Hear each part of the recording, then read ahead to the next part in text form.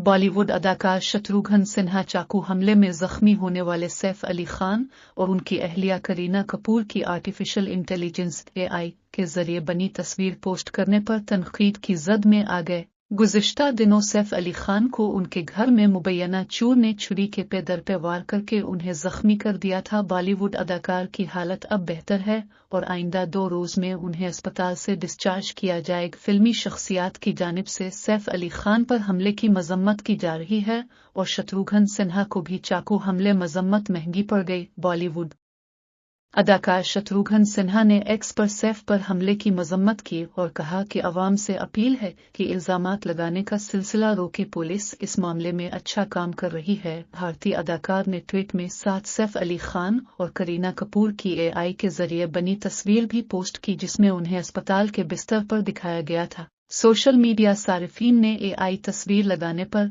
शत्रुघ्न सिन्हा को सख्त तनकीद का निशाना बनाया, जिसके बाद उन्हें तस्वीर हटाना पड़ गई।